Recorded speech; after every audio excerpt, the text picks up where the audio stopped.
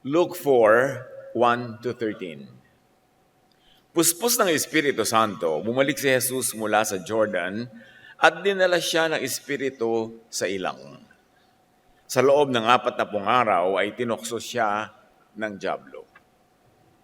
Hindi siya kumain ng anuman sa mga araw na yon at nang matapos na, siya'y nagutom.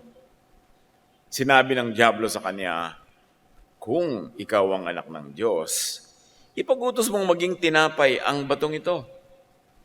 Ngunit sumagot si Jesus, "Nakasulat, hindi lang sa tinapay mabubuhay ang tao."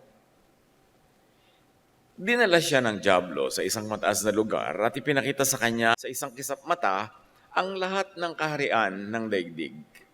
Sinabi ng dyablo, "Ibibigay ko sa iyo ang lahat ng kapangyarihan at karangyaan ng mga ito, sapagkat ito'y naibigay na sa akin. At maibibigay ko ito sa sino mang naisin ko. Kaya't kung sasambahin mo ako, magiging iyo ang lahat ng ito." Sumagot si Jesus, "Nasusulat, ang Panginoon mong Diyos ang sasambahin mo at siya lamang ang iyong paglilingkuran." Pagkatapos, dinala din siya ng dyablo sa Jerusalem at inilagay sa pinakamataas sa tuktok ng templo. Sinabi ng dyablo, "Kung ikaw ang anak ng Diyos, tumalon ka. Sapagkat nasusulat, uutusan niya ang kanyang mga anghel na ingatan ka. At sa kanilang mga kamay ka dadalhin upang hindi matisod ang iyong mga paa sa bato." Ngunit sumagot si Jesus, "Nasusulat, huwag mong susubukin ang Panginoon mong Diyos." Pagkatapos ng lahat ng ito, umalis ang dyablo at naghintay ng tamang pagkakataon. Matthew 4:11 continues and ends the story. Then the devil left him, and angels came and attended to him. Prayer in the wilderness. Salamat, Panginoon, dahil maaari naming balik-balikan ang napakagandang kwentong ito. Turuan niyo po kaming makapulot ng mga bagong aral na mailalapat namin sa aming pang-araw-araw na buhay. May you be the voice that we will hear. May you speak to us, to our hearts, to our spirit.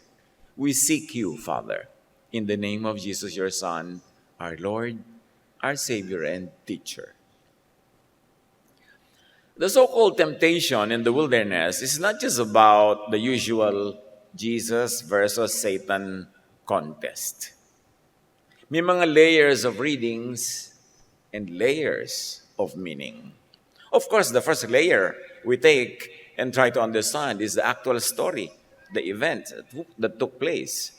But then again, parang kakanin lang yan na sapin-sapin, parang halo-halo, maraming layers ng sarap, maraming layers ng flavor, ng teachings. So this story is not only about the contest, it's also about the human heart under pressure. The human heart in contest with itself. Sometimes a contest between the mind and the heart, between thinking and feeling. Each temptation here mirrors the dual pulls of our psyche, the inner conflicts within us, ang ating mga pagkakahati ng loob, ang magkaiba nating iniisip tungkol sa isang bagay, kumisan ang nagtutunggali nating mga ibig gawin, pero sino ang nananaig? Napakaraming matututunan sa mga tugon at mga reaction ni Jesus. Each response of Jesus reorders the way to resolve psychological dissonance or pagdadalawang loob. Kaya maganda nating reviewin. Bawat sagot niya, tinuturoan niya tayo how to rearrange the universe, our own universe.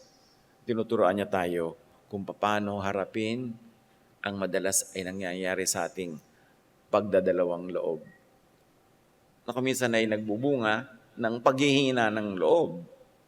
Each response of Jesus reorders the way to understand and manage desire, needs, and wants na madalas ay blurred yung boundaries.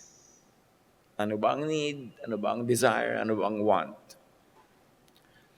The ministration of angels at the end of the conflict shows the way to resolution, restoration, comfort, and rest. Nasa kaduluduluhan ng conflict na ito, dumating ang mga anghel at kanilang pinaglingkuran si Jesus. Binigyan ng ginhawa ng mga mari napakatagal niyang kinailangan, pero sa dulo ng kwento, dumating. Let's learn more beyond the classic reading, interpretation, and applications. Luke 4, 1-4, ating balikan at himay-himayin. Jesus was led by the Spirit into the wilderness, where for 40 days he was tempted or tested by the devil.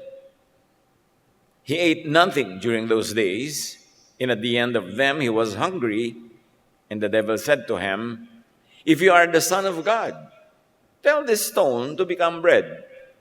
Jesus answered, "It is written, man shall not live on bread alone."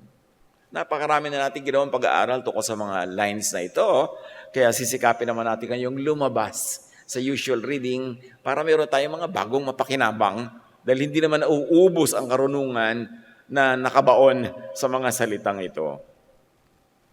So ang episode na to ay pwede natin tawaging Stones to Bread, Survival versus Trust. So, what was the order of the day? Survive present hunger by yielding to temptation and fail the test? Play into the devil's hand, walk into the devil's trap? But that seemed to be the most logical way to survive. So the contest was between survival and trusting. Or trust in the Most High in spite of hunger. Madaling panghinaan ng tiwala pag gutom. Madaling panghinaan ng loob pagka tayo pinipilit na gapiin ng ating mga pangangailangan o ng ating mga kagustuhan. Pero dapat nating tandaan, pag dumaharap tayo, tumatawid, nasa kalagitnaan ng ganitong uri ng pangangailangan, you don't know what the future holds, but you know who holds the future. That it is the Most High God, the Father in heaven, of the Lord Jesus and of all of us, siya ang may hawak ng ending ng kwento. Pagka malinaw sa atin, sa simula pa lang, na ang Panginoong Ama sa Langit ang may hawak ng ending, magiging mas matibay tayo with every step that we take sa gitna ng kwento na maraming uncertainties. Basta sure ka sa ending, nandun ang ending ng Diyos. Kung susunod ka sa kanyang mga hakbang.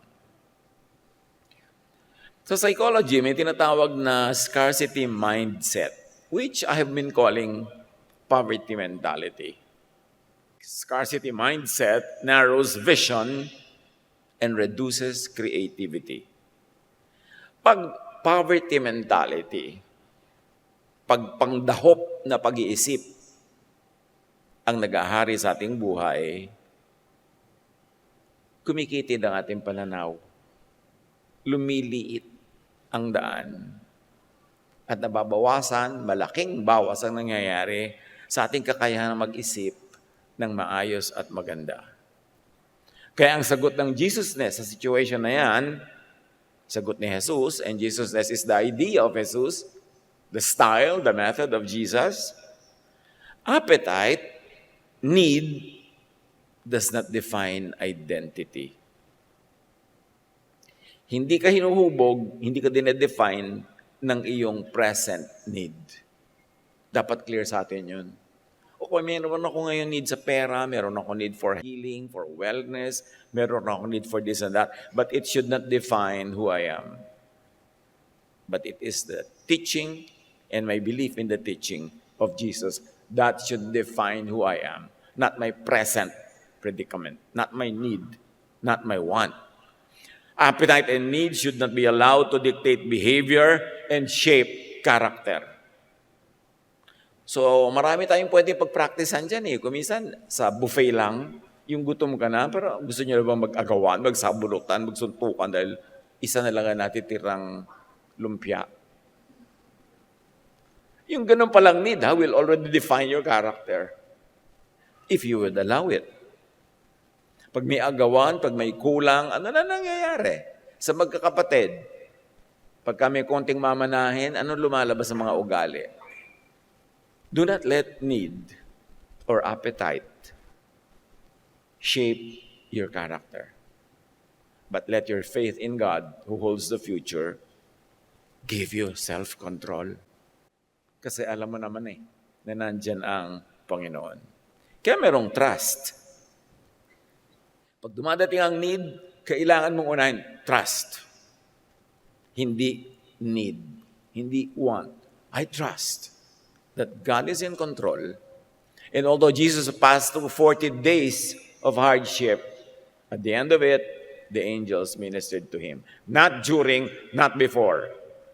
But when what had to be done was already done.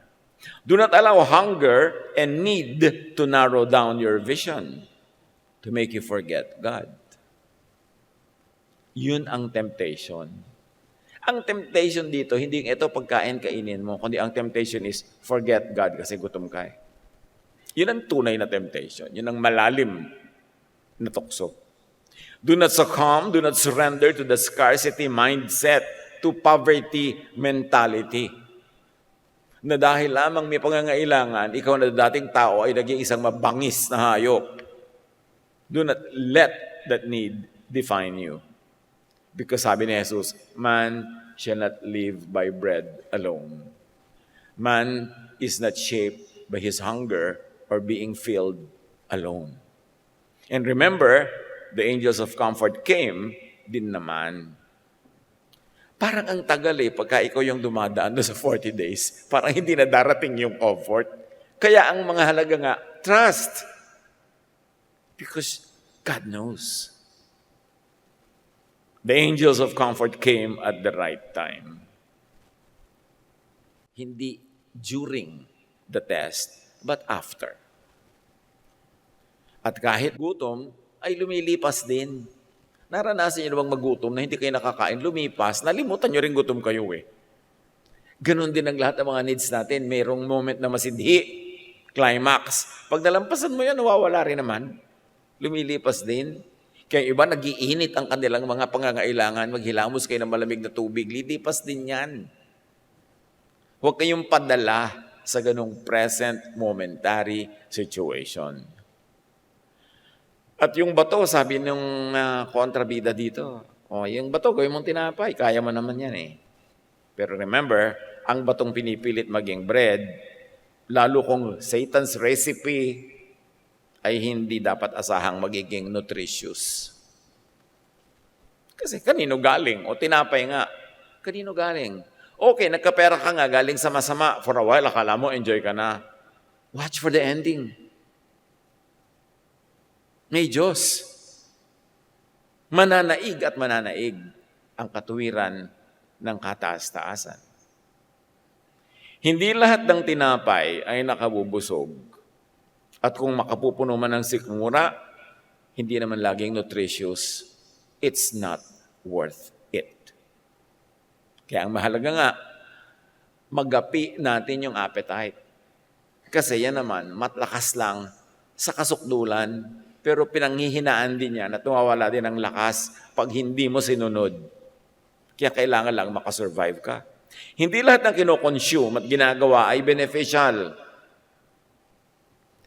Endless scrolling, for instance, or binge content, ang nangyayari lang dyan, junk calories of the mind. Sa dinarami-ramin na papanood sa social media, nababasa, nasasalihang mga conversation, gaano na ba talaga naidagdag sa atin na good character niyan? Gaano karami nang naidagdag sa ating tunay at meaningful katalinuhan or wisdom? This is a very, very informed generation, but it doesn't mean that this is a wise generation. Minsan may information overload pa nga. Hindi na makaya, nagtitrip na yung utak. Kumbaga sa fuse na hindi makaya yung kuryente, tuloy sumasabog. Not everything that fills, fulfills. Huwag magpalibang, hindi lahat ng nakakabusog ay nagpapalusog.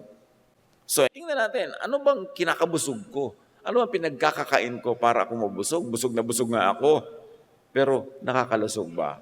Tulad din ng hindi lahat ng kinakain sa eat all you can ay mabuti sa'yo. Bakit eat all you can? Ano tayo, mga hayop? Hindi mo pwedeng eat all you need? Eat all you can, ano kasawa?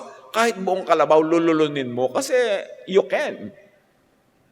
Pero ano mangyayari? Indigestion? Makikita mo naman nag-umpisa yan nung araw na uso yung eat all the salad you can, tapos bibigyan ka ng pagkaliit-liit na platito. Aba yung iba parang gumagawa ng Tower of Babel sa mga pinagtumpok-tumpok nilang gulay na hindi mo alam kung ilang engineering units ang kanilang ipinasa para makabuo ng ganun structure ng salad. Really? Isang platito? 3 kilong salad na pagkasya mo? Kaya nung susunod, ang ginawa na nung fast food joint, ang nakalagay doon, tansan. Sige, aber, tingnan ko kung paano ko makakapanglamang. Alam niyo yung mga eat all you can, talaga dapat. Kung mo pwede mong kainin, talagang lululunin mo lahat. Kailangan natin ng self-control. Dahil ang mas malaking temptation sa gutom ay yung eat all you can. Nakakabuti ba talaga sa'yo? Tulad ng overshopping, how many bags do you need? Really? Kaya kung minsan, nagpapatayo sila ng bahay. Ano yan? Uy, may extension kayo, may bahay. Para yan sa bag ko. Yung over TV, over chismis, over social media, humpak na ang piske, lububog na ang mata, nangitim na yung mukha, sa kapupuyat, sa walang kakwenta-kwentang mga bagay.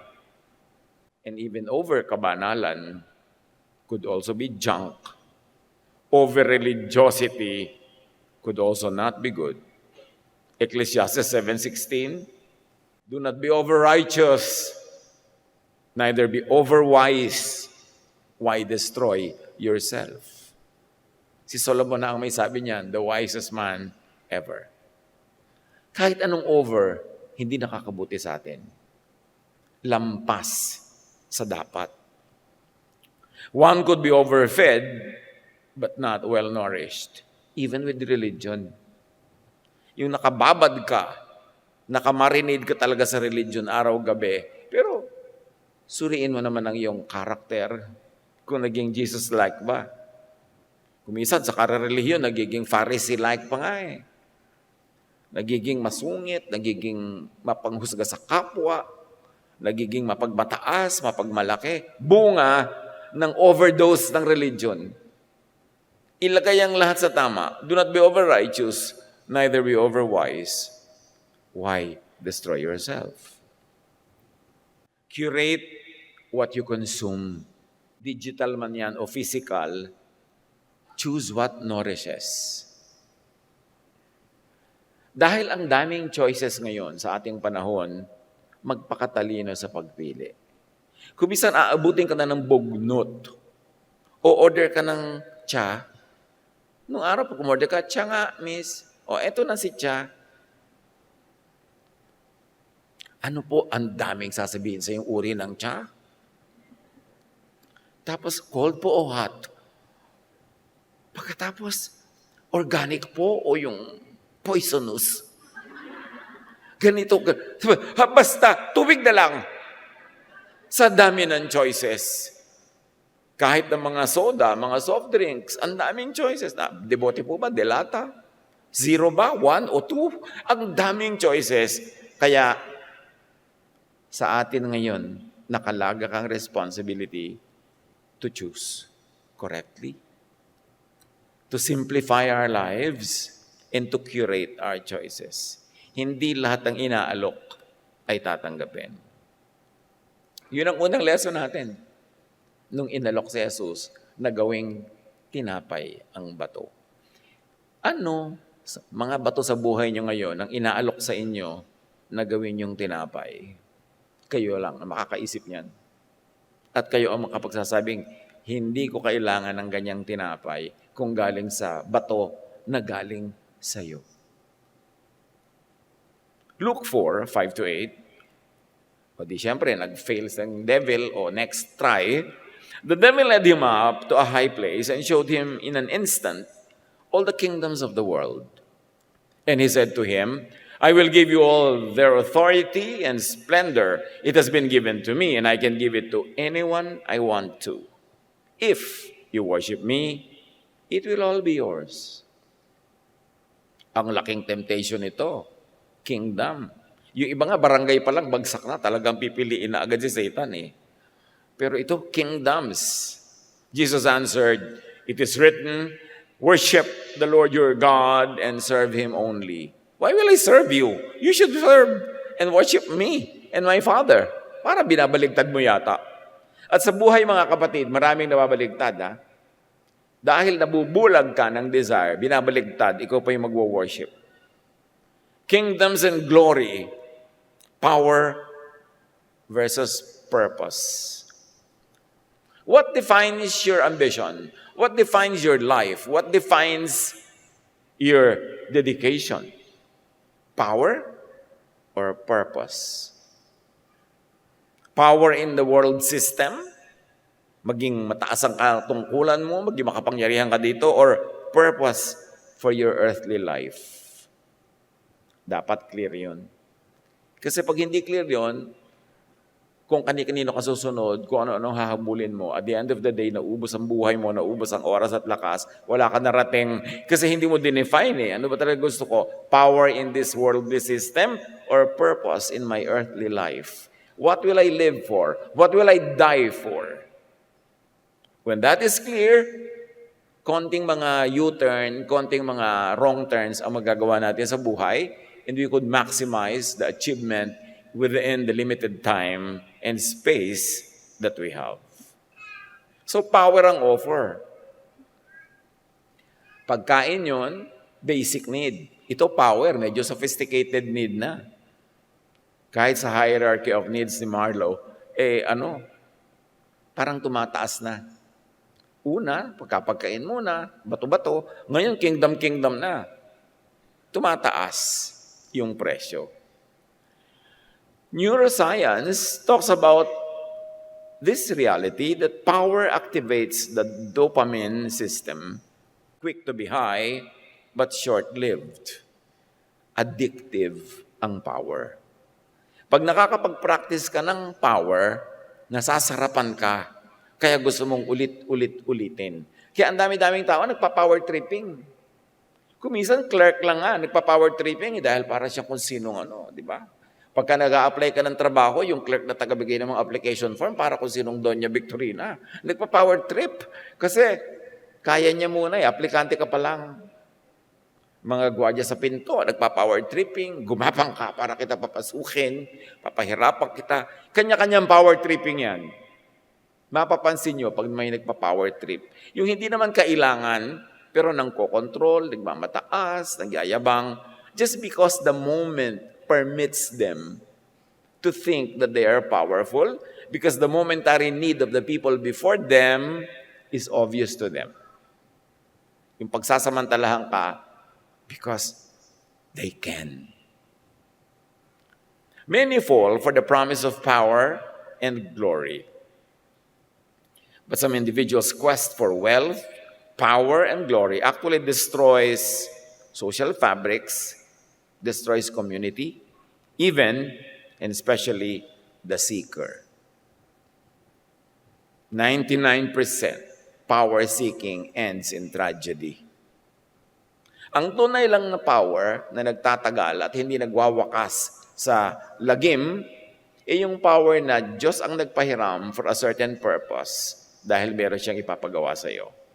But you must be able to recognize it, na pahiram lang yun ng Diyos, at pagtapos na yung trabaho mo, isoli mo na sa Diyos. Kaya yung baba nasasarapan Pagka naging leader, ayaw nang bumaba. Pagka nagkaroon ng posisyon, ayaw nang i-give up. Kasi na-addict. Because it is addictive. And even neuroscience tells us how and why. There are chemical changes that happen in our bloodstream when we experience and exercise power. Kaya tayo, dapat huwag malibang. Nagkaroon ka ng power, huwag ka mag-power tripping. Pinagkatiwalaan ka na ikaw magpapakain sa mga kapwa mo kasamahan sa trabaho, pero kala mo na kung sino ikaw na breadwinner dahil meron kang ipinahiram na power. Sabi nga nila, whom the gods wish to destroy, they first make powerful. Dahil mas malakas makasira yung power kaysa weakness. They first make rich or famous. They first make an addict. Addictive kasi ang fame, power, glory. Kaya yan ang madaling gamitin ni Satan to deceive. Tapos, puro self-destruction na. Pag na-addict ka na sa power, sa glory, sa fame, sa wealth, hindi na kailangan ni Satan magtrabaho. Ikaw na magpapatuloy, automatic na yan because you will continue to self-destruct through addiction. Tulad din ng addiction to substances, addiction to vices. The moment na naging habit mo na, pwede ka nang magpahinga ang mga demonyito sa paligid kasi ikaw na ang magpapatuloy ng gawain na yun eh. Hindi mo na kailangan pang udyukan o turuan, ikaw na mismo. Kaya, be careful, be wary of anything you get addicted to. And the best way for a godly person to counteract this addiction is to stop it early. Pag nakakahalata ka, gusto ko na yata talagang laging gawin ito, gusto ko laging gawin bilin nyo, no maging ganito, stop! Because it will become my God. Kaya nga sabi ni Satan, worship me, I will give it to you. Yes, makukuha mo yon, pero makahalata ka naman kung sino na ang nagiging Diyos mo sa buhay mo. 1 Timothy 6:10, for the love of money is the root of all kinds of evil. Some people, eager for money, have wandered from the faith and pierced themselves with many griefs. Katanong language. Yung mga tao dahil na addict sa pera, ay lumayo sa pananalig at sinugatan nila ang kanilang mga sarili ng napakarami mga lungkot na sila rin ang may kagagawan. Matthew 16:26, what good will it be for someone to gain the whole world yet forfeit their soul? Or what can anyone give in exchange for their soul? Ano ang saysay na maging sa iyo ang buong mundo pero ang kaluluwa mo ay hindi sa iyo dahil naiprenda mo na, naibenta mo na sa iba? What's the point? Kaya yung mga parade and display of power and wealth, pag-ingatan yan. Don't participate in it. Don't even be an audience. Huwag mong ipahiram ang iyong oras, ang iyong mata, ang iyong tenga sa panonood at pakikinig ng mga parada ng walang katuturang mga kapangyarihan at kayamanan at kasikatan. Hindi yan para sa mga nakakakilala sa kanilang tunay na sarili at hindi sa mga tunay na sumusunod sa kalooban ng Ama sa Langit. Huwag malibang, huwag sumali sa kabaliwan. Communities thrive where service is valued over self-display. Sociology tells us that. It's a proven social science. Nakabubuti para sa lahat pag ang inuuna ng lahat ay paglilingkod sa kapwa. Inversely, communities are weakened and damaged, destroyed by excessive display. Yan ay sa pamilya, sa magkakaibigan, sa barangay, sa bansa, sa buong mundo. Pag merong nagparada ng kotakot-takot na mga kayamanan, mga karangyaan, kapangyarihan, nasisira ang lipunan.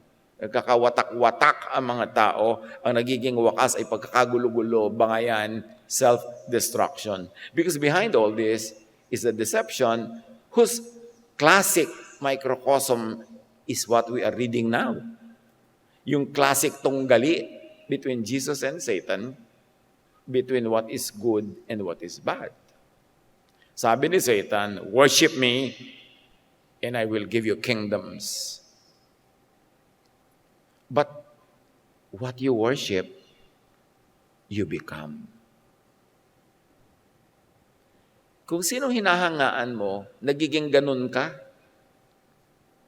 At lalo naman kung sino ang sinasamba mo, nagiging ganun ka. Tapos sabi ni Satan, worship me. Can you imagine kung ano nakataya? Ano? Magiging tulad mo ako? Huwag na. Sa'yo na yan. Hindi ko yan kailangan. How much does a man need? Gaano kalaking kama ang kailangan mo para guminhawa? A single bed will do. A double bed might be nicer. A king bed, ako hindi mo mga magugulungan lahat yan kahit magdamag. O gusto mo kasi laki ng tennis court. Palakihin mo ng palakihin. Sa palaki mo ba, proportionately, lalaki din ang iyong ligaya? No. Hindi naman tayo designed for that eh. Designed tayo for greater things. For things that are better than just accumulation. So sinasabi ni Satan, ibibigay ko sa iyo yan, just be like me. Modern kingdoms na hinahagad ngayon, akala niyo ba yung mga kingdom lang na yan, na may mga tore, mga palasyo ang pinag-uusapan? Maraming modern kingdoms na nakakalibang, pero hinahagad na pala ng marami, hindi lang nila nahahalata. Halimbawa, yung kaharian ng followers sa social media, yung wow, ang dami ko ng follower, 9. Tapos may inggit ka doon sa isa, yung neighbor mo, ang follower niya, 900. So kung ano-anong gagawin mo, magpapatiwati-wari ka, magpapahulog-hulog ka sa bangin, papakagat ka sa pating, para lang may manood ng content mo. Yan ngayon ang mga modern version ng paghahanap ng kaharian, ano? Yung paramihan ng subscriber, paramihan ng likes. Yan na yung hindi natin nahahalata na ipinalit na kingdom na inaalok. Ano ngayon kung meron kang milyon-milyon na follower, pero ang lagi nyo naman topic, sapatos? Hindi naman yun masama, pero look, kung ang dami ng oras na naubos para dyan, nagiging masama na because when you're in the wrong place, your right place is empty. And when you are busy with the wrong things, you miss doing the right things. Nagiging masama tuloy, kahit indirectly. Clout chasing. Talagang pinakamarami ng followers, kaya kung ano-anong content ang ilalagay, mapanganib na ang buhay, buwis buhay, talaga lulundag sa eroplano para mag-selfie habang nahuhulog sa kanyang kamatayan. Nangyayari. Hindi ba isang uri ng madness? Pagkawala sa sarili? Image manufacturing. Yung kahit naman talaga, hindi ganun ang itsura niya. Yung nasa social media, pagkaganda-gandang Diyosa, nung makita mo, nagulat ka na lang. Talaga, yung kung ano-anong pasikat ang gagawin natin, kahit hindi na tayo authentic, kahit hindi na totoo, huwag tayong magpadaya. Kung tatsulok ang panga mo, di tatsulok. Ba't kailangan gawin square or the other way around? Yun ang binigay sa iyong anatomy, enjoy it. At maging natural ka para yung energy mo mapunta sa mga tamang gagawin. Be busy trying to be what you really should be rather than trying to hide what you are really. Ang worship of applause, yung gusto-gusto mo ng paghanga, approval, likes, ay nakakabalisa, nakaka-stress. It's a lie. Kasi kahit 1 million people would like your post or would like you, it doesn't translate into happiness. It doesn't translate into peace. Huwag magpadaya. Kapagod yan at madalas nga nakakamatay pa. Usong-uso na ngayon ang traveling. Salamat na lang, marami nakaka-afford dahil it has become very affordable to many. Pero I like to suggest, yung mga nagbabiyahe pa lang, what would you really like to do? To see or be seen? Kasi kung minsan, yung biyahe, lalo na yung mga economy tour, ano lang yun, mga 1 hour lang kayo dyan, lipat na kayo sa susunod, kalahating araw lang kayo sa isang bansa, sa isang kalahating araw, nasa ibang bansa na naman kayo, para maraming maipost na bansa. Pero nakita mo ba talaga?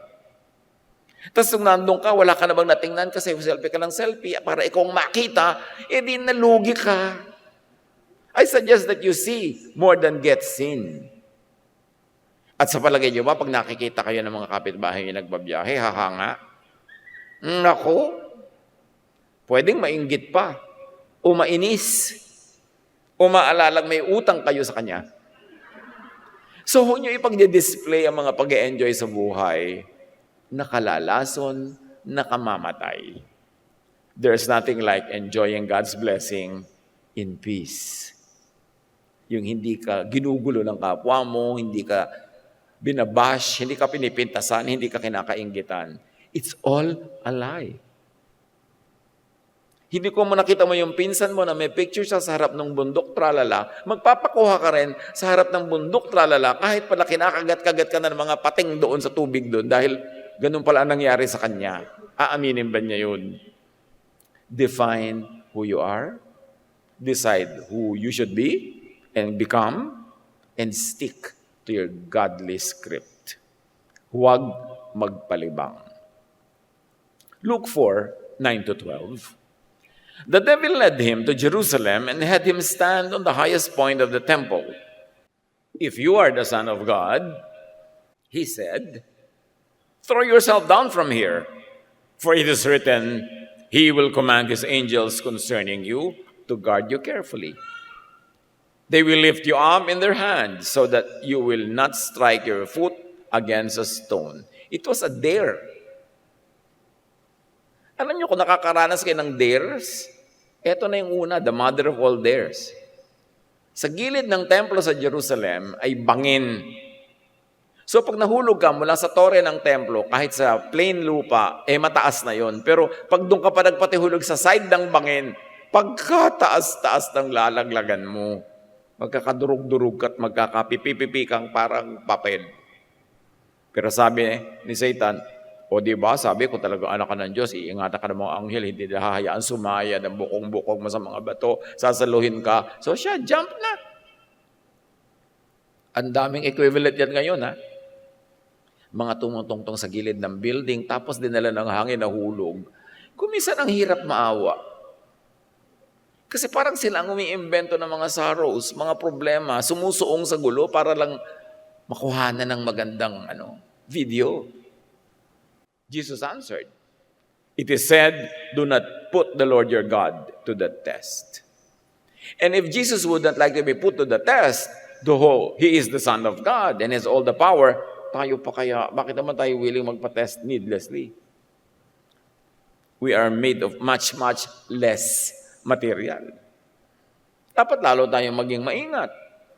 Huwag nagpapadala sa dare. Pag, ikaw nga ako talaga nga. Hindi ako matapang. Hindi tapos ang kwento. Sabi, talaga kung matapang ka nga, lulunin mo itong blade. Hindi ako matapang. Maraming ganun, mga walang kakwenta-kwenta mga dare. Yung mga bata naman, hindi na nakakarating sa pagtanda. Kasi maraming pinatulang dare na sumira sa kanila ng kay aga-aga. So yan ang pinamagna nating temple ledge, theatrics, or quiet work. So actually, humihingi na si Satan dito ng theatrics. Sige nga, magpalabas ka ng isang magandang show, tumalon ka at magpasalo ka sa mga anghel. Pero ano ngayon? Kung nagawa mo yung show na yun, ano ngayon? Anong napala mo? Sa totoo nga mga kapatid, konting-konti lang naman yung humahanga sa mga great achievement Madalas sa inggit pa mga tao, sisiraan ka pa, hahanapan ka pa ng kapintasan. So wala ka talagang masyadong maraming mapapala. Faith does not need theatrics to prove itself. So ang temptation dito is the pressure to perform online. Gumawa ng mga curated feeds, risky stunts, for attention. Yung mga post na, ang saya-saya ko naman. Walang matutuwa na masaya ka. Nanay mo, baka pa. But more than her, may inggit yung iba, may inis. Sige, i-display mo, look, ang gwapo-gwapo ng papa ko.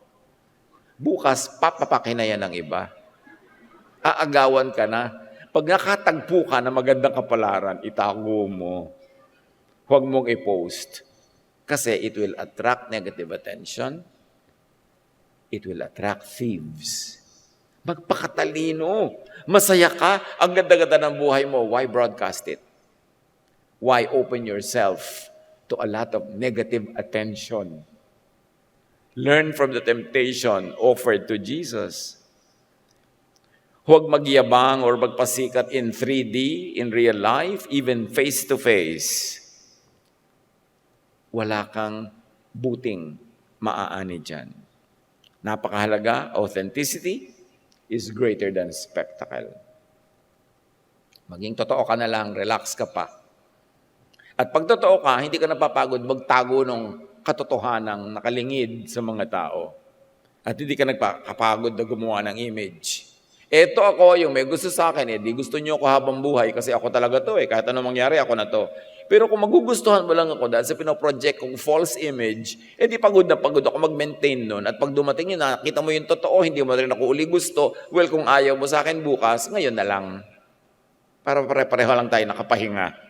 At huwag tayong mapagod. Freedom in Jesus. Natatandaan ko lagi yung sinasabi ng isang kaibigan at naging salawikain ko na rin to sa sarili. There is no one to impress. Authenticity means freedom. O nagbibihis ka, gusto mo magbihis na maganda, pero dahil ba sumasaya ka o dahil may gusto kang paradahan at yabangan, there is no one to impress. Gusto mo maging perfect ang performance mo in anything, sa school, sa profession, pero bakit? Talaga bang yun ang iyong kaligayahan o dahil meron ka lang gustong ma-impress sa'yo? Wala namang nai-impress, lalo yung mga kalaban mo o yung ayaw sa'yo, kahit anong performance mo, hindi yan may impress. Lalo lang yung maiinis sa'yo pagka ang ganda-ganda ng performance mo kasi gusto ka niyan sirain. So do what makes you happy. Do what is in accordance with the will of God, and then live your life. Hindi para magpa-impress.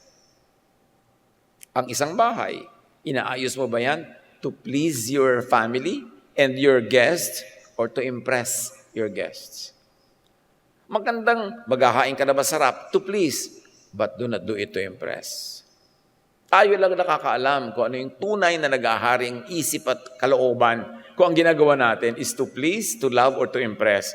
Pero huwag kayong magsayang ng pagod to impress. Walang nai-impress. Meron lang naiinis, meron lang naiinggit. So when the devil had finished all this tempting, he left him until an opportune time. In Matthew 4:11, then the devil left him, and angels came and attended him. Psychology talks about post-stress growth. Ano yon? Clarity and creativity often come after struggle, not during. Lumilinaw ang lahat at higit kang lalong nagiging malikhain pagtapos na yung stress. Pagtapos na yung struggle, not during. So during the struggle, your mission is to pass the test, to go past it to the next stage, and that is where the angels are ready to meet you and minister to you and give you more blessing and creativity and protection and, yes, bread. But not during. Ipasa mo yan.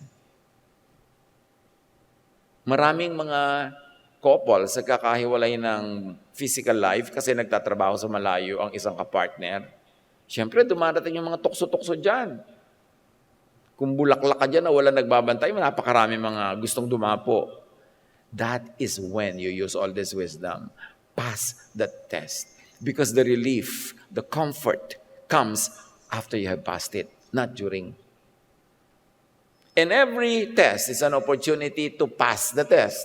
Don't use the test as an opportunity to fail, because it is also an opportunity to succeed. When you know that God is in command, that God knows and sees you, and that God sends angels to comfort you after a struggle, then you know that you should perform well. Ipasa yan. Lalampas ka rin dyan. After Jesus surrenders to God's will, angels minister to him. So, go through what you have to go through.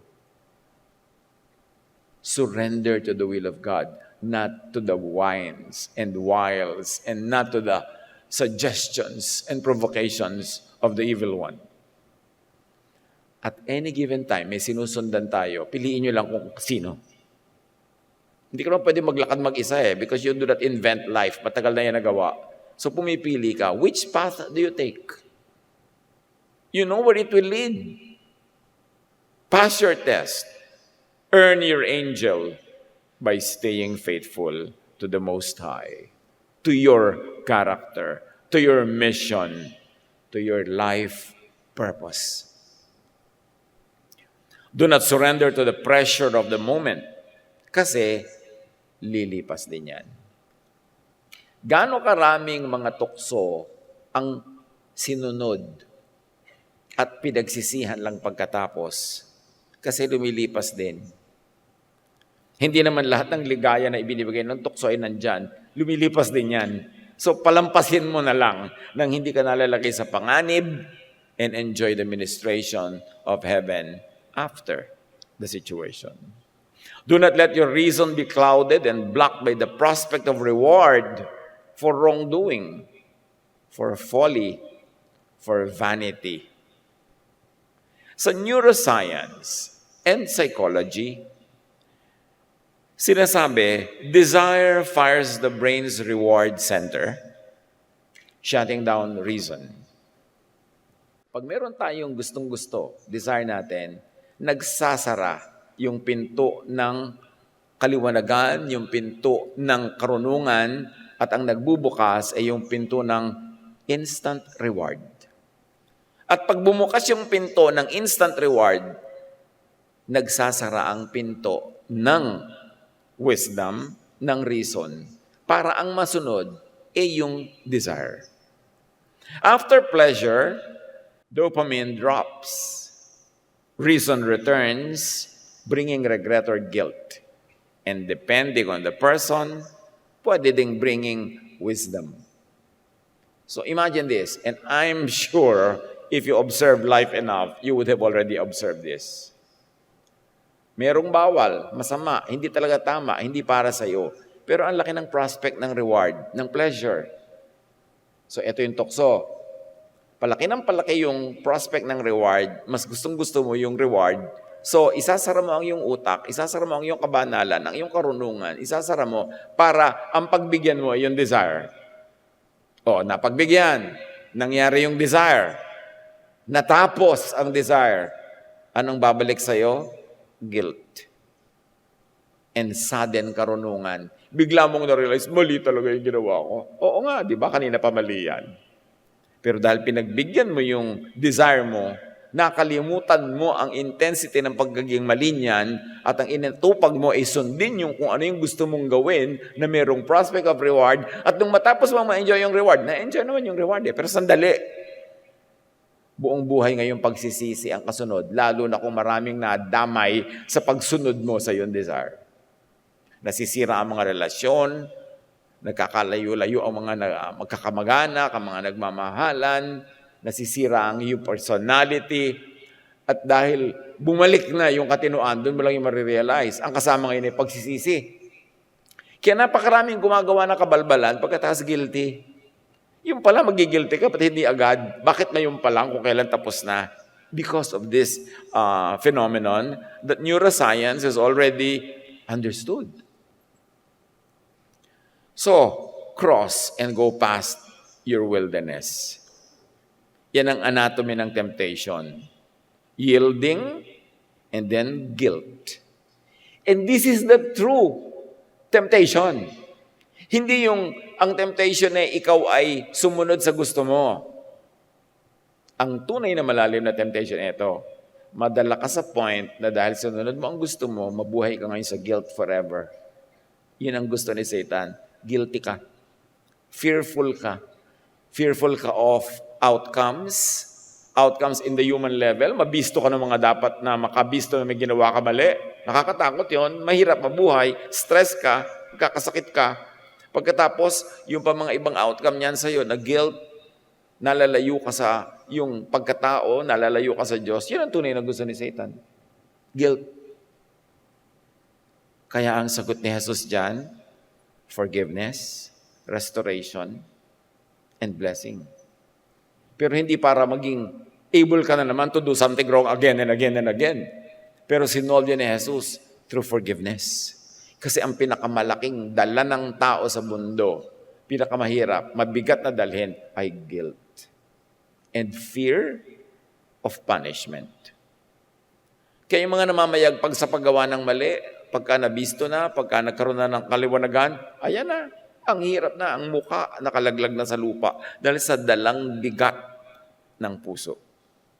So, cross your desert, your wilderness, go past your wilderness because angels await at the end of that chapter. Log off, kumbaga. At kung kailangan mo, use therapy apps. Marami na ngayon. Pwedeng meron sa iyo mag-pray for you, mag-counsel, magbigay sa iyo ng companionship. But be careful about counselors, unless they are clinically and academically trained. Baka kung ano-ano lang ng mga personal opinion na ibigay sa iyo sa payo, lalo ka pang mapariwara. At mag-ingat sa mga counselor. Maraming mga tao gusto mag-counsel. Yung pala, they only want to have time alone with the counselees para maabuso nila in so many different ways. Kaya maraming abuses ang nangyayari during counseling and between counselors and counselees. Kaya kahit sa church, mas gusto ko ang counselors natin, merong talagang education in psychology, in psychiatry. Hindi lang may 3 verses na alam, counselor na. Pagkatapos kung ano-anong mga kabalbalan ang ipapayo ayon sa kanilang mga sariling, mga guni-guni. Dapat maingat tayo sa kanyang mga bagay. Reach out digitally for real help. Marami nang ganun. Pero again, pag-ingatan. Suriin ninyo. Bakit natin ito pinag-uusapan? Kasi pandemic level itong ganitong uri ng internal trouble ng mga tao. Sa dinami-rami ng kausap, wala naman talagang tunay na nakikinig. At walang tunay na nararamdaman kung ano yung pinagdaraanan. Mahalaga mga kapatid, to rest in simple ways. Depressurize. Huwag niyong hayaan na ma-pressure kayo ng mga hinihingi ng social media, ng inyong katakot-takot na mga posts at followers at kung ano-ano. At kung gusto niyo lumigaya sa buhay, minimize ang pagbabasa ng comments ng kung sino-sinong biglang naging marunong at maalam at pantas sa lahat ng bagay na akala mo kung makapagbigay ng judgment sa mga issue, akala mo sila mga expert. Maguguluhan lang kayo. Minimize this. Relief, ministration comes not from more noise, but from silence, from spiritual presence. Satisfaction comes not from getting more, but from enjoying more what you already have. Huwag tayo magpadaya sa mga tuksong inialok dito. Bread from stone, kingdoms that you cannot rule or reign over, and you don't need fame, glory, wealth. Hindi yun ang kalooban ng Panginoon. Bagaman kung binibigay sa atin in ways that we are not compromised, in ways that we do not go away from the path of God, edi salamat, bonus. Pero kung hindi, it's not worth the price. The wilderness of Jesus is the wilderness of today. Digital lang nga for some, domestic for others, social for many, pero dawag pa rin, wilderness pa rin. Temptations are the same. Consume without meaning. Chase empty glory. Prove through theatrics. Forget to rest. Pagurin mo ang sarili mo endlessly. Yield to bashing. Magpaka-depress ka kasi merong hindi nakagusto sa hairstyle mo. Sige. Pahirapan mo ang sarili mo. Or worse, bash na rin. Huwag sumali sa kabaliwan na ito. Tumingin, sumilip-silip, pero huwag kang mag-swimming. Malalason ka. Jesus reframes hunger, reorders ambition, quiets fear, restores life. Prayer in the wilderness is alignment with the will of the Father, then and now. Yun talaga ang message niyan. Align with God's will. Scarcity destroys thinking. So, lawakan ng isip. Lalong lawakan kung dumadaan sa pagdarahop. Kasi ang pagdarahop nga nagpapakitid ang utak mo eh. Power intoxicates. So don't chase power, serve instead. Even the Son of God came to serve. Anxiety demands spectacle. Yung mga gustong lagi may audience, may nanonood, may pumapalakpak, that is a symptom of an inner sickness. Pull out the roots of that sickness at huwag magpalibang. Work in silence. Stress depletes. So, recover. Do not mistake activity for achievement. And very importantly, do not advertise your emptiness. Walang dadamay sa'yo, meron lang magpapalala ng iyong kalagayan. Turuan niyo po kami, Ama, na patuloy na matutunan ng timeless lessons from this encounter between Jesus and Satan, from this encounter between self and self, sa pagdadalawang loob, sa pagkakahati ng loob, at sa pagtatalo ng isip at puso tungkol sa mga umaagaw sa aming atensyon, sa aming lakas, sa aming panahon. Clarify these situations in our lives at nang sa gayon, in the best and most efficient way, we manage going through our own wildernesses so that at the end, we can receive the comfort, not only one time, big time in life, but in every chapter that we go through in our lives. Papalinawin po sa amin ang mga bagay na ito. Huwag kami magpadala sa demands ng publiko, ng mga tao, ng mga nasa paligid, kundi ang mahalaga sa aming pananahimik, we are at peace with you and with ourselves. Pagbulay-bulayan ito sumandali, manahimik. Let the Spirit finish this message personally for each one.